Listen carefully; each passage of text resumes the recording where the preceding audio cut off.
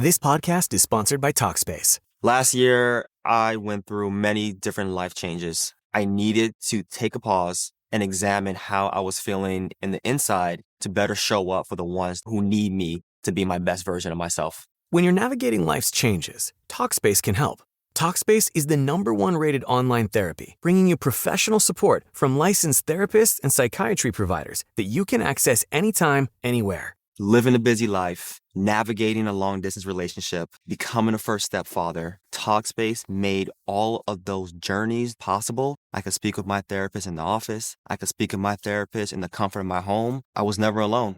Talkspace works with most major insurers, and most insured members have a $0 copay. No insurance, no problem. Now get $80 off your first month with promo code SPACE80 when you go to Talkspace.com. Match with a licensed therapist today at Talkspace.com. Save $80 with code SPACE80 at Talkspace.com. Always follow the money. That's what I always say. You always follow the money. Yeah. This is Follow the Money with Mitch Moss and Paulie Howard on VSiN. One more day, you're stuck with me. Mitch and Paulie still on vacation, but they return tomorrow. Stormy Buonantony, Dustin Sweetelson in for the guys today. What's up, buddy? It's a reunion. I know. Do you remember the first show I ever hosted here was with you, Follow the Money in the morning slot, because someone, we won't name them, was not able to make it in at 3:30 in the morning. There was no one awake to call to figure out who would be the replacement. And you were like, what do we do? And I was like, I guess I'll throw a jacket on and sit at the desk with you. And that started this whole thing. I was also still relatively new at the time, too. And already filling in for a 3-hour show at that time of day was like not something I had done. And you saved my tail.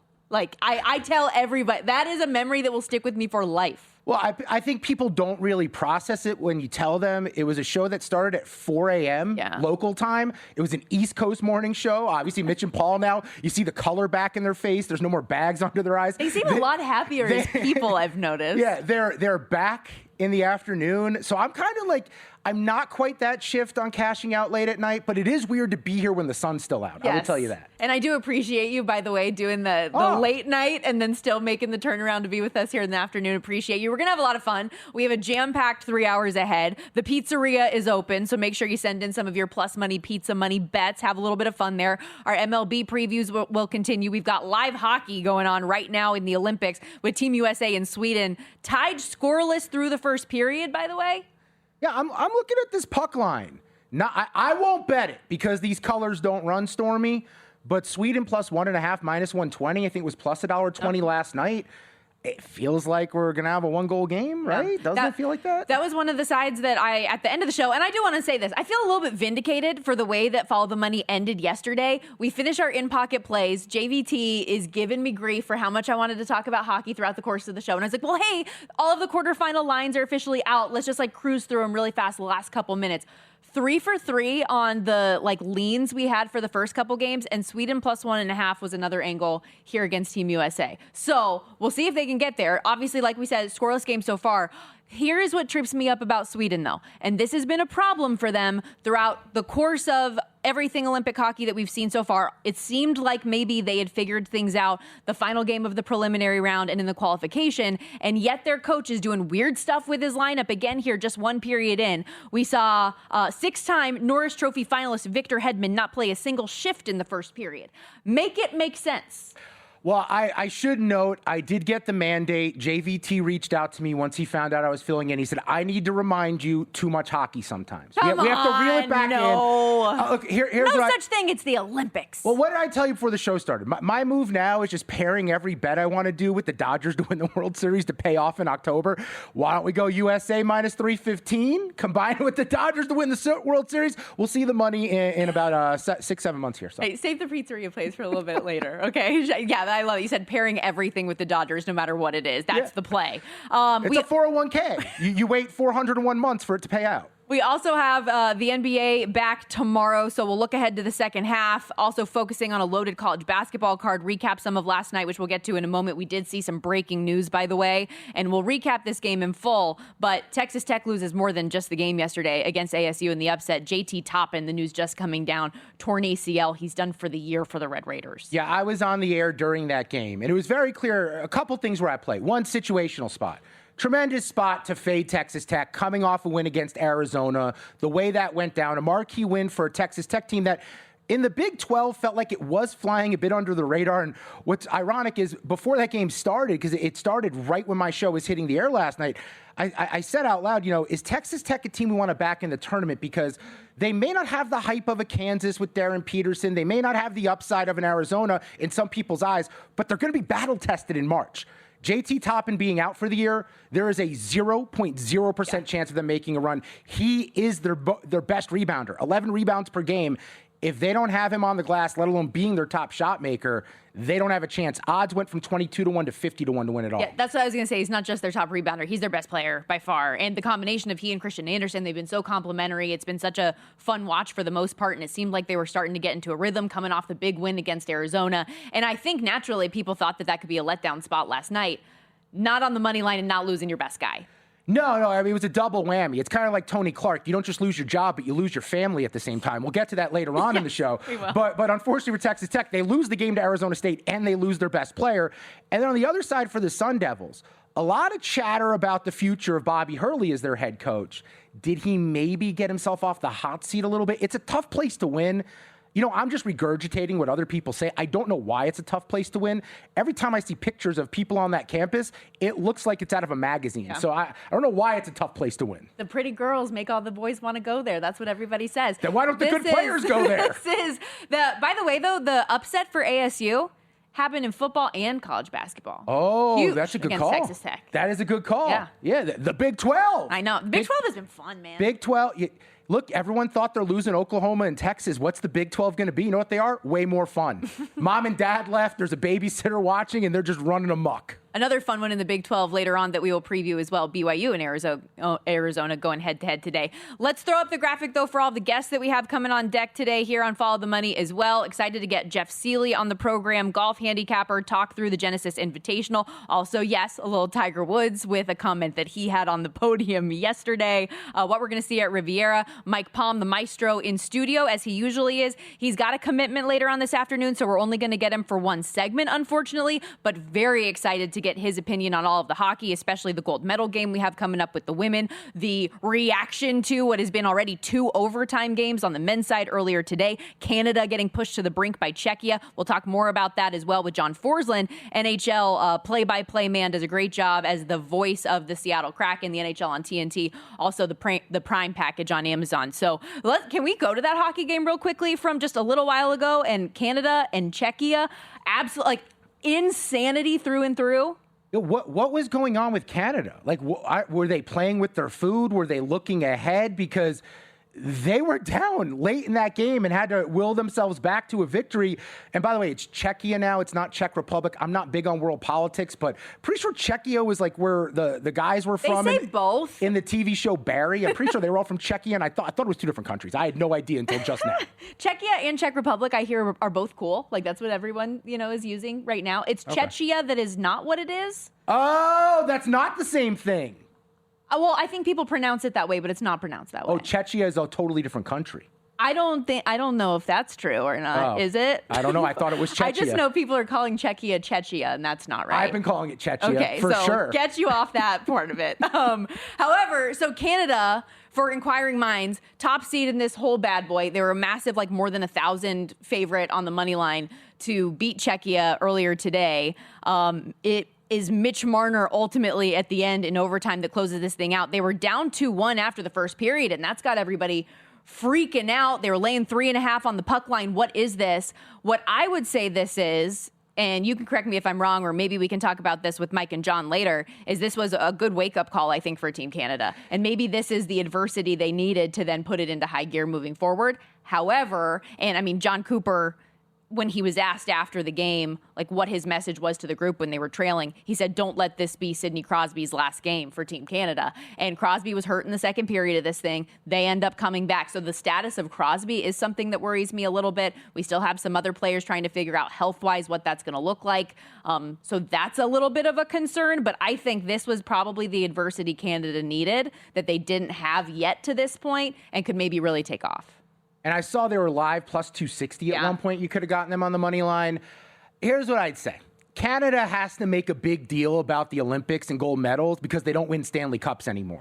That's why this matters. Cold-blooded. That's why this matters so much to them. Don't let it be Sidney Crosby's last chance here. We need to get him a gold medal because we know the teams from Canada are never bringing a cup back that side of the border. That is the problem for Canada. That's why it means so much.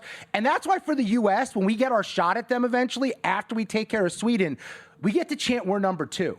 When you get to be number 2, you get to play loose and free. There's no pressure. And I think maybe today that might have been the pressure Canada's feeling of being that big favorite in this spot, the team that's expected to win. The U.S. may be a little cocky. They may be a little bit overzealous. But you know what they get to be? Free and loose because they're not expected to actually win. Well, they need to win here first, and we are still scoreless. We got 15 minutes to go in the second period, so we are officially underway here in the second. But this is a huge game because USA caught a bad draw with this one. Sweden was one of the predicted top 4 teams in the tournament. They were the favorite to win Group B. Obviously didn't. That goes to Slovakia. So they end up falling all the way to the 7 seed because of goal differential in this thing. So a really tough draw for Team USA to even be in this spot, to have to face them. Scoreless right now. Worth noting as well, once this result is in, we will reseed for the semifinals. They don't do that into the quarters, but they want to make sure that the top seeds that are remaining are playing the easiest seeds remaining for those semifinal games. The other results earlier today, another overtime game in addition to Canada and Czechia, Finland and Switzerland, The Swiss go up 2-0 in the first. It's a scoreless second. The Finns answer with 2 goals in the first 7 minutes of the third. So we got a game, folks. Ends up going to overtime where Finland wins. So 3 unanswered goals for Finland. They ultimately win it. Arturi Lehkonen with the game-winning goal, and that then cashes them. They were the minus 245 moneyline favorites in this spot. Switzerland does cash the goal and a half on that side. Slovakia also beat Germany earlier this morning, plus 105, so a little underdog action in that one comes through. 6-2, dominant win. The total goes over 6.5, and that was another thing, too, for the Team Canada game. The goal total was sitting at 6.5. There is nothing better for an over 6.5 better out there than when you get a 3-3 game because you know you're going to get it. By the way, Sweden right now, I still lean Sweden plus 1.5 in game. One book I'm looking at is 1.5 minus 185. Another one's plus 1.5 minus 145. So make sure you're finding a good number out there. Minus 145, totally palatable. That's a great note. These numbers have been all over the place. So this is one of those times where you want to make sure that you have the multiple app options. You're looking at all the numbers that are available because they differ significantly by book. Okay, we talked a lot about hockey. I'll give you a break for a little bit. Let's get into some college hoops when we return. A lot of nationally ranked teams going down yesterday. Will that continue into today's card? We'll hit it all coming up on Follow the Money. So you're listening to this podcast because you want an edge. But what if I told you you're only halfway there? You've got the mindset. Now it's time to get the toolkit to match. Here's the thing. Pro bettors spend thousands on data and tools, but what they don't want you to know is you can get the same edge for a fraction of the cost with VSiN Pro. With VSiN Pro, you get access to expert picks, public betting data, prop projections, powerful tools, analytics, and more. Tap the link in the description and see why thousands of bettors are already using VSiN Pro to cash more bets.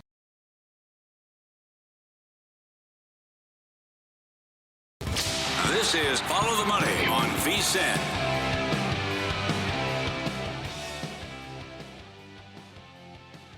Oh, it's me? Back here on Follow the Money. No, I thought we were going to play audio. Back here on Follow the Money. Stormy Buonantony, Dustin Sweetelson with you. Back here getting excited for a little bit of golf. And before we welcome in our guest, I did want to play a little sound from a familiar face around the golf circles. Here is Tiger Woods at the podium. Final thing with you in regards to your recovery. Is the Masters off the table for you? No. Simple as that. One word answer. When he speaks, we listen, as do odds makers, because we have a number for Tiger at the Masters, 150-1. They put it up there because they know people will bet on it no matter how out of scope it is. With that, to begin our conversation, very excited to welcome in our good buddy Jeff Seeley here on the Progressive Guest Line. Tiger, of course, out there because of the Genesis Invitational. But what do you make of the comment here right off the top? I give him about a 70% chance to play. I think there's better than a 50-50 chance. I think I'd make it 70% chance that he plays, and I'll be looking forward to fading him in every matchup like I did when he came back from his comeback. So yeah, I hope he plays. It's good for golf. Yeah, Jeff, let's talk about this for a second, because I've been on this for a while. I'm so over this. Men of a certain age, a little bit older than I, they get so lubed up every time there's whispers of Tiger Woods potentially returning to play, as if he's going to be the guy that he was 25 years ago. Stop trying to recapture your youth. He is not able. He is a tin man right now. He is bolted together by machines. Like, the expectation that you're going to see the Tiger Woods you used to see. It's so sad to watch everyone get all worked up. I don't know how we keep doing this. You're 100% right, Jeff. If he's going to play, you got to find ways to fade him there. But speaking of, it is his event, right? This week coming up, the Genesis, right? Used to be his big event. Talk to me about the course. How does the course shake out? What's the layout like? And what does that do to the golfers you're looking to target? So, yeah, guys, I mean, obviously we're at Riviera Country Club, legendary, absolute legendary course, one of the quotes courses on tour, not a long course, but really a shot makers and more of a placement course than a traditional bomb and gouge. Ironically, the correlation, it's funny, it depends on who you talk to. Some people think it correlates very well with Augusta. Other people who are super golf nerds might argue the contrary. I tend to think it's probably somewhere between, and I think there definitely is some correlation to people who have had success and here and at Augusta. And I think a lot of it is because if you know how to play the course and you know where you can miss and where you can't at both courses, you can have some success. So yeah, I mean, I think it's going to be a fun week, but this is a course where you don't have to necessarily be the biggest bomber. There's a lot of things that you can do, plug in here to win if you know where to miss. Golf handicapper Jeff Seeley joining us here on the Progressive Guest Line, also host of the Cupmaker podcast. To the surprise of no one, Scottie Scheffler is the top of the board as usual, around the 3-1 plus 315 range. He has put himself behind the 8 ball early in each of the last 2 tournaments, but absolutely crushed the field coming back in both. What's the expectation for him this time around? Yeah, so honestly, I've bet him at the end of the first round in both events so far. I've finished to play top 10. I even put a little bit on the outright. I think it's a great way to do it. I'm not going to play him this week on the outright market. I'm going to play the winner without along the board, because I think Scottie could certainly win. But if he does fall back again and get off to a slow start, I'll be looking to play him again top 10, because I think that, we see it time and time again. If I can get plus 150 or 2, so I'm definitely going to be back on Scottie. Talk to me about the board, because as much as we want to talk bombs, we'll get there in a second. The bombs are the fun things to do with the golf tournament, but you know this, doing this every single week, you still have to find those moderate guys that are going to be in contention. Is there anyone around that middle of the board that makes sense to you this week, Jeff?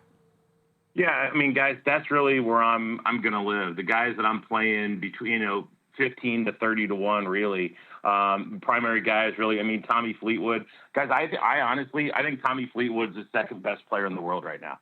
And that might sound like a hot, but I honestly believe that playing a winner without, you can find him, in that 18 to 1 range. I like Tommy Fleetwood a lot. I think he's a great top 5 at plus 350.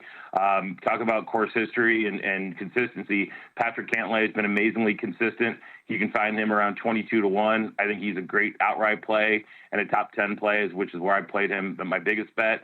Siwoo Kim is kind of in that middle range, right, too. He's in that 25 to 1 price range without Scottie. Guys, Siwoo Kim, would you believe this? Siwoo Kim in the last 100 rounds is the number 1 tee to green player on the PGA Tour, better than Scottie Scheffler. Wow. A lot of people don't realize that. So, I mean, that's how poor his putting's been, if that tells you anything. Yeah. So, I mean, Siwoo's he's been unbelievable ball striking wise. So he's a guy, again, I like in that middle range. And then one other guy I think makes a lot of sense from if you're pure modeling and form over course history, hasn't played great here, but I like Matt Fitzpatrick as well. He's in that sub 30 range, and another guy that I played outright in and I played a top 20 on. What should we make of a guy like Colin Morikawa, who, finally gets the monkey off of his back this past weekend? You could sense the relief and the tears, obviously, after making that final putt on 18 a week ago. Is he someone you think we can see carry that over a little bit into a weekend like this, or how do you view him? No, I think Morikawa is very much in play. For whatever reason, every time I play him, I miss. So I miss the good Morikawa moments every time. So I'm not going to try to chase him right now. But, man, certainly you see that when someone breaks through again, if you will, how they can get hot. We've seen it with Chris Gotterup lately, right? I mean, the guy just seems to be catching fire in a lot of these tournaments. With Morikawa, I think a lot of his confidence.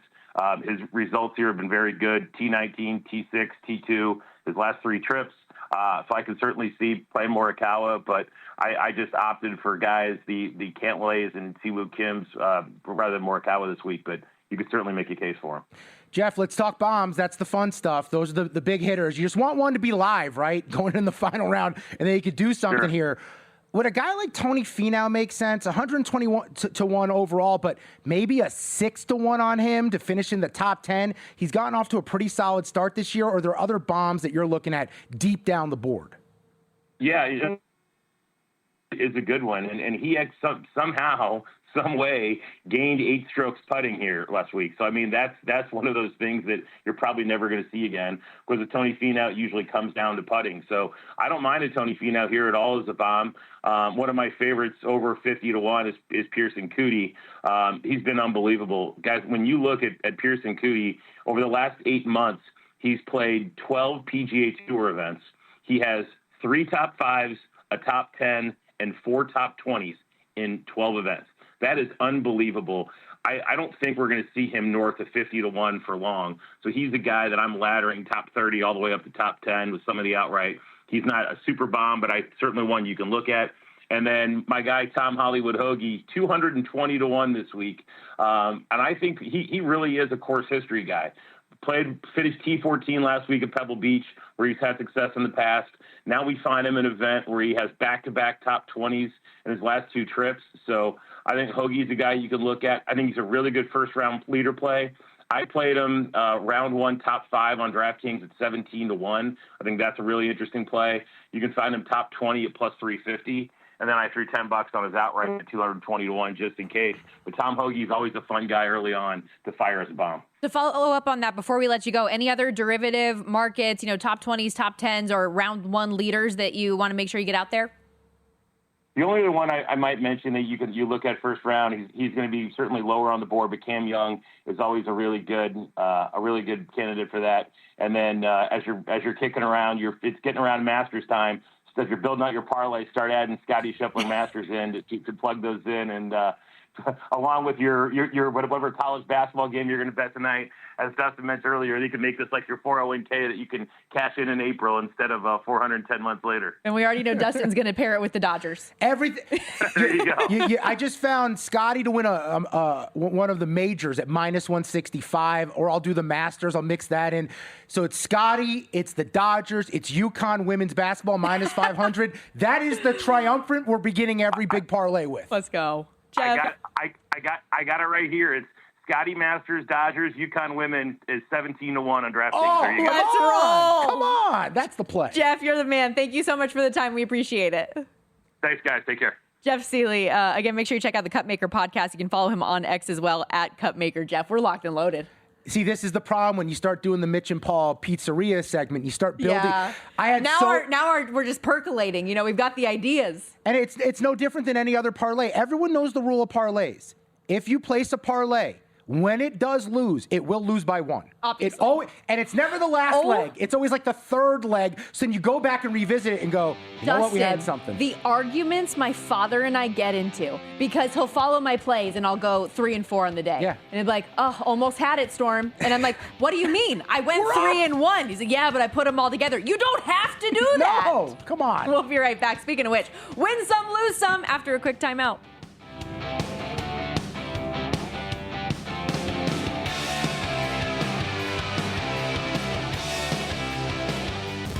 This is Follow the Money on VSiN.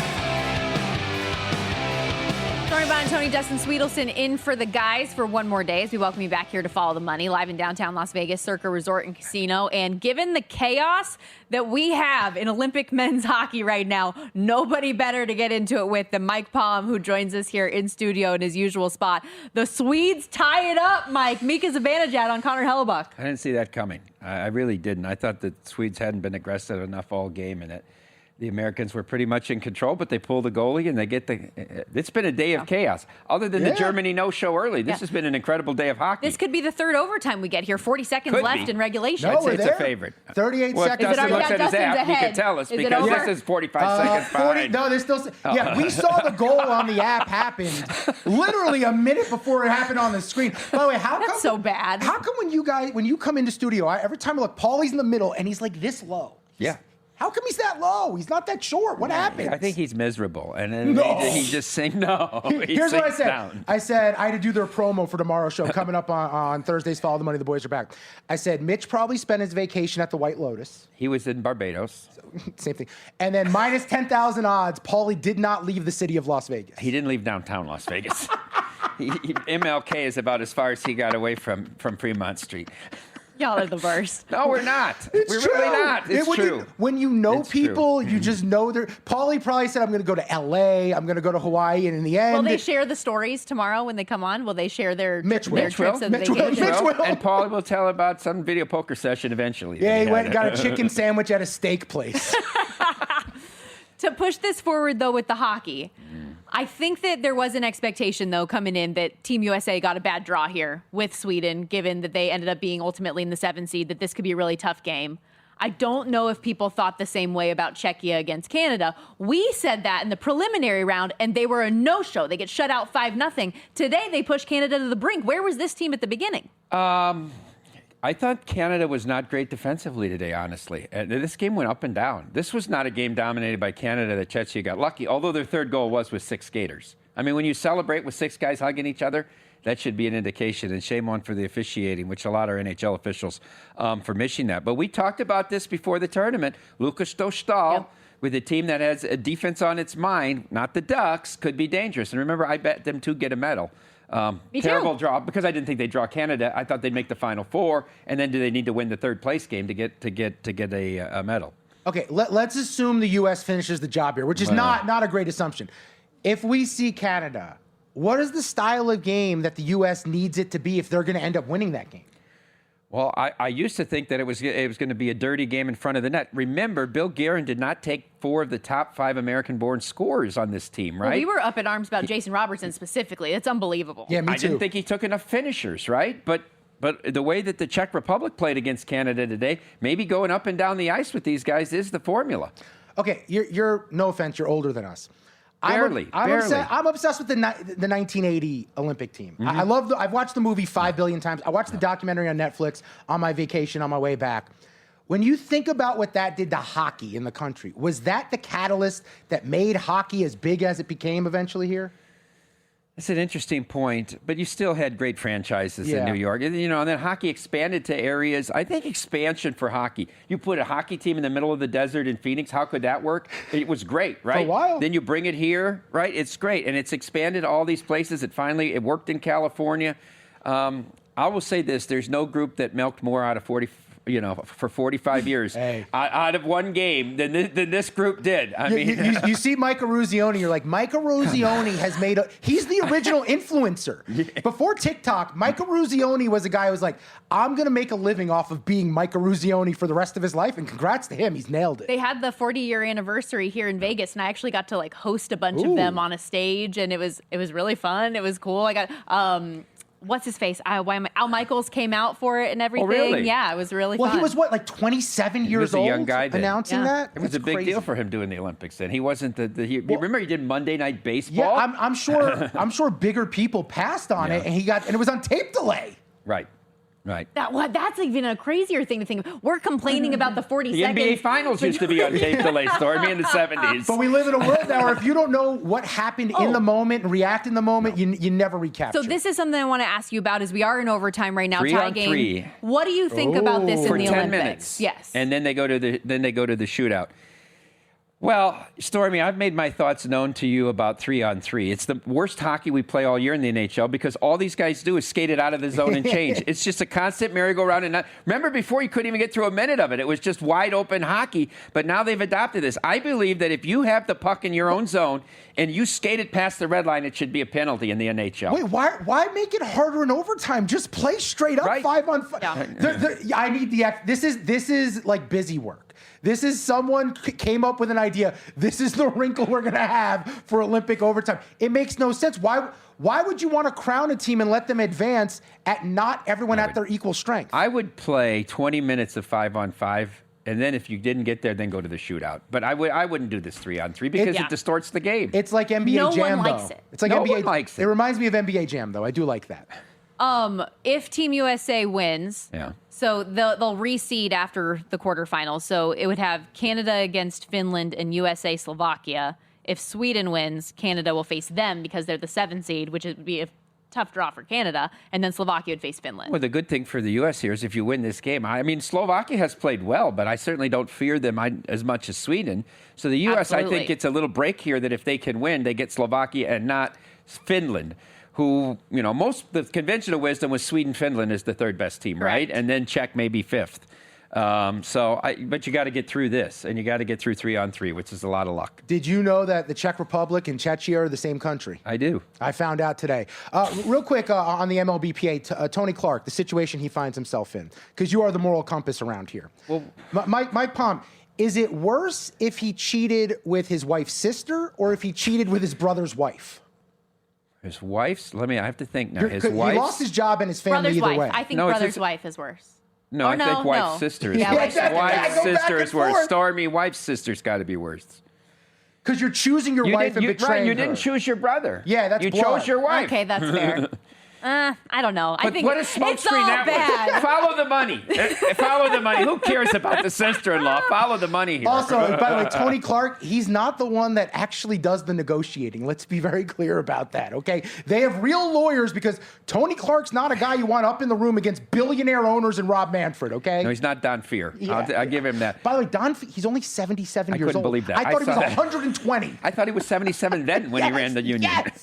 Sorry to make you upset and go back to hockey, Yeah, go. but we do have the U.S. women's gold medal game coming up tomorrow, yeah? I was way wrong on this. Remember I said don't lay 350 because there'll be 180 in the title game? They're 450 tomorrow. They were 170 a week ago, Stormy. They're How $5. 450? Yeah, Nothing's changed. Yeah. It's the same two teams. 170 and 450? Get out of here. Yeah. And yet, how are you playing it? Because I don't know. My lungs are. I need the U.S. women to win. So there's no play for me. Should I try to plus 2.5 goals and middle it? I don't think so. Some of my friends that have it at minus 120 are taking the 2.5. I think this is a whole different breed. This U.S. women's team is so dominant. So that's how I feel, because we were talking about this yesterday. I understand that the pricing is out of whack on this game. It's awful from what we saw to this. Yeah. But my feelings on Team USA has not changed whatsoever. So I laid 1.5 Remember how with much USA I right loved away. Sweden? And I said Sweden might be better than Canada. Sweden didn't have a goal the whole tournament, crushed everybody. And the U.S. beat them 5-0. It was 5-0 after 2. While you guys were talking, I've been locked in on the game. Just an update. We're putting pressure on them. The U.S. has gotten a bunch of shots up here in overtime. It's really hard to run an offense with three guys on the rink. This is like a coin flip here. Honestly, you got 2 NHL goaltenders. Here are the odds. Minus 210 USA plus $1.60 Sweden. I'd take the $1.60. You have to. Yeah. Before we let you go, you walked in here and you guys were going back and forth on Mick Cronin. It's the best. This guy, I call him Napoleon Dynamite. the little jet. He's ready to he lives just for the press conference. This is 3 years of this with him. I even went back and looked at some stuff from Cincinnati when they would play Xavier and that, how crazy this guy is. He always calls out at his team. It's always his team's fault, How about the reporter? He said, kudos, you've asked the worst question ever. And the guy's, wow, you're raising your voice to me. The guy wasn't at all. The guy, and he goes, it's on video, everyone can see. Dude, what are you lying about? How about last year? I'll play this maybe next week when I'm back with Mitch and Paul.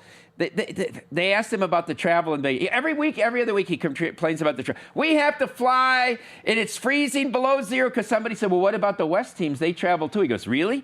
Really? Those kids from Iowa City are upset that they get to stay in the same hotel for 2 nights in 72-degree weather in L.A.? You're going to compare? You're a reporter? I'm going to walk out of here and go eat. You're a reporter.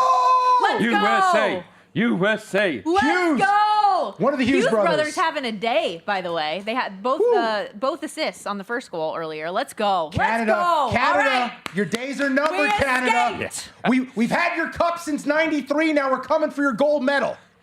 Mike, you're awesome. I'm Thank so you. glad we got to celebrate this with you. You're the man. And speaking of cups, we're not allowed to call it. Not I big won't cup, call little it. cup. Not big cup, little cup But again, you can Stormy. tell Stop. what I'm talking about when I mention the World Soccer Championship Oh, that's awful. experience That's that's coming awful. up. Only right here at Circa Resort Be Casino. better, boy. One lucky winner can score a 2-night stay here at Circa, a VIP cabana for 2 at Stadium Swim, and so much more. Enter now. Kick off World Soccer Championship at Circa Resort and Casino. Giveaway details, circalasvegas.com.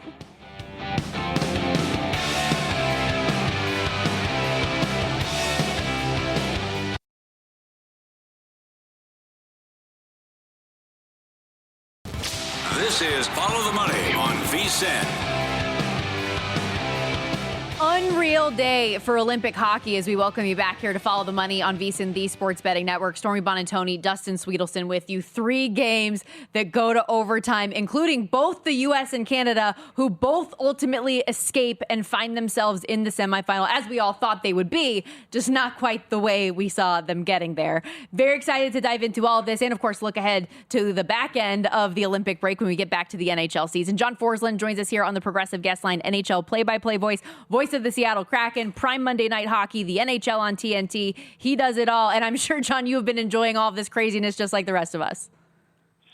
Yeah, Stormy and Dustin, thanks for having me. Yeah, it's been great. I think the preliminary rounds, there are a couple of good games or other games where you see the disparity between the rosters, and the games kind of played out the way we thought they would. But today was unbelievable, the way the teams were pushed. The U.S. and Canada both faced adversity for the first time in this tournament.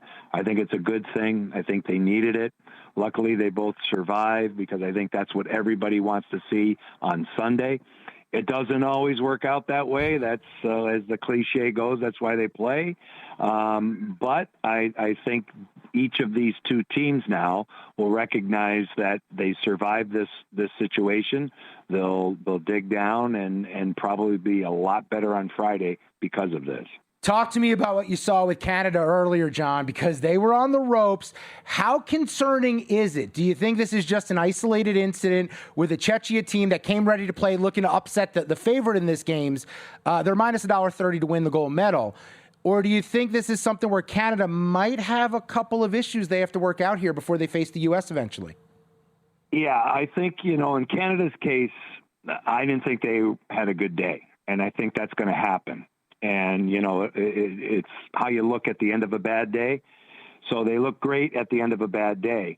The thing you got to remember about both circumstances and all the teams that won today, they had a scheduling advantage. It's set up this way. So the team you're playing, the underdog team, is coming in on a back-to-back. And I thought Canada's speed would be prevalent, especially early in the game. And then when McDavid scored, it looked like that's the way it was going to play out. And then all of a sudden, Czechia had an answer. And then as you go deeper and deeper into the game, the underdog starts to build a little bit more confidence, and away we go. You saw probably the looks on the faces of every member of Team Canada when they were down 3-2. It was a look of obvious desperation, but also they were frightened, I think, by the moment.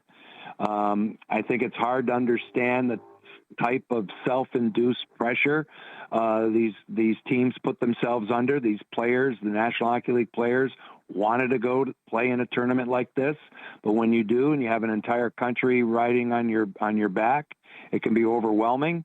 But a lot of these guys have played in the most pressurized situations you can have as pros. They should be able to handle it, but everybody's human.